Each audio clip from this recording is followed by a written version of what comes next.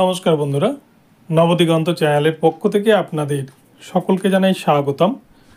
তো বন্ধুরা, এই মুহূর্তে আমি আপনাদেরকে যে আপডেটটি দিতে চলেছি সেটি হচ্ছে 2014 প্রাইমারি টেটের বেশ কিছু ওএমআর সিট কিন্তু উদ্ধার করতে পেরেছে সিবিআই, এবং তার সাথে সাথে ওএমআর ভর্তি বহু হার্ড ডিস্ক ইতিমধ্যে বাজেয়াপ্ত করল সিবিআই।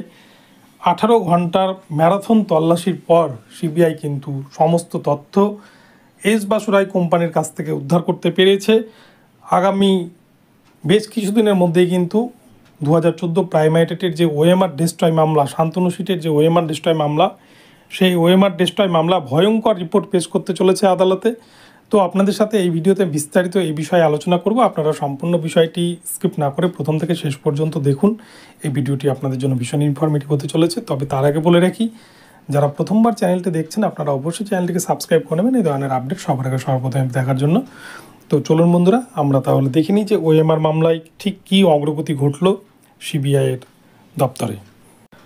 আপনারা দেখেছেন বন্ধুরা যে জুলাই মাসের প্রথম দিকে বিচারপতি রাজাশেখর মান্তার এজলাসে শান্তনু সিটের যে ওএমআর মামলা, সেই ওএমআর মামলা কিন্তু একটা ভালো নির্দেশ দিয়েছিল বিচারপতি রাজাশেখর মান্তা। তিনি সিবিআইয়ের আচরণে ক্ষুব্ধ। সিবিআই দীর্ঘদিন ধরে তদন্ত করছে, কিন্তু এখনও পর্যন্ত সেই ওএমআরের রহস্য, ওএমআর কোথা থেকে কোথায় গিয়েছে বা অরিজিনাল ওএমআর কোথায় গেল, কেন এখনও উদ্ধার করতে পারছে না, এই নিয়ে কিন্তু সিবিআইকে তীব্র ভৎসনার মুখে পড়তে হয়।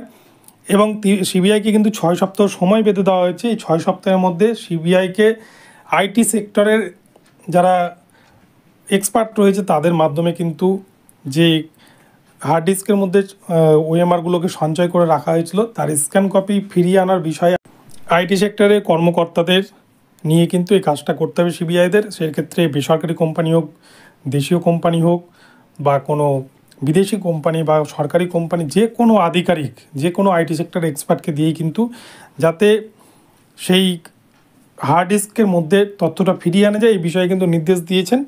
আর যে বিষয়ে কিন্তু বিচারপতি রাজাশেখর মান্তা, তিনি ভীষণ অভিজ্ঞ লোক, তিনি এই প্রসঙ্গে স্টাডি করেছেন এবং তিনি জানার পরেই এইভাবে যে ওএমআর সিটকে ফিরিয়ে আনা সম্ভব বা সমস্ত ডেটাকে যে রিসাইকেল বিনে 10 বছর আগে নষ্ট করে দেওয়া ডেটাও যে ফিরিয়ে আনা সম্ভব, এই বিষয়টা কিন্তু তিনি স্টাডি করে তারপরে এমনটা নির্দেশ দিয়েছেন সিবিআইয়ের উদ্দেশ্যে। এবং সিবিআই গতকালকে যে তৎপরতা দেখিয়েছে, এরকম তৎপরতা কিন্তু আমরা এর আগে কখনো দেখিনি। সিবিআই দীর্ঘ 18 ঘন্টার ম্যারাথন তল্লাশি চালানোর পর যে এস বাসু রায় কোম্পানি ওএমআর মূল্যায়নের দায়িত্ব ছিল, যারা 42,949 প্যানেল তৈরি করেছিল, সেই এস বাসু রায় কোম্পানির অফিস থেকে তালা ভেঙে বেশ কিছু তথ্য সিবিআই কিন্তু উদ্ধার করেছে। তার মধ্যে থেকে বেশ কিছু অরিজিনাল ওএমআর সিট, এমনটাও কিন্তু শোনা যাচ্ছে অরিজিনাল ওএমআর সিট রয়েছে, এমনও কিছু হার্ড ডিস্ক কিন্তু উদ্ধার করা হয়েছে।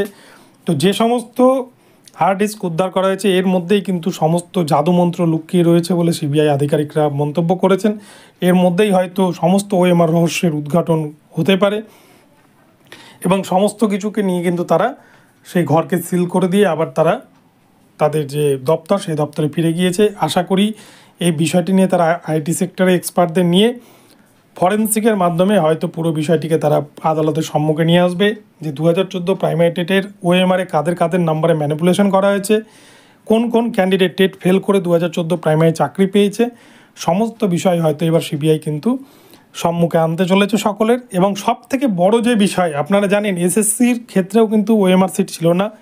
সেক্ষেত্রে সিবিআইকে দায়িত্ব দিয়েছিল কলকাতা হাইকোর্টের বিশেষ ডিভিশন বেঞ্চ সমস্ত ওএমআর কপির ফুটপ্রিন্ট যাতে তারা আদালতে জমা করে। এবং এই প্রসঙ্গে দিল্লির একজন বিখ্যাত সিবিআই আধিকারিক, যিনি এই ওএমআর মামলায় এসএসসির ক্ষেত্রে প্রধান ভূমিকা গ্রহণ করেছিলেন এবং যার তৎপরতাতেই এসএসসির ওএমআর কপির অরিজিনাল ফুটপ্রিন্টগুলো উদ্ধার করা সম্ভব হয়েছিল সিবিআইয়ের পক্ষে, যেটা পঙ্কজ বানসালের বাড়ি থেকে উদ্ধার করেছিল উত্তরপ্রদেশের, আপনারা জানেন। তো সেই আধিকারিককে কিন্তু কলকাতাতে ইতিমধ্যে নিয়ে আসা হয়েছে সিবিআইদের পক্ষ থেকে, এবং এই ওএমআর মামলায় ওই আধিকারিককে যুক্ত করা হয়েছে এবং তিনি এই বিষয়ে কিন্তু অ্যাক্টিভ রয়েছেন।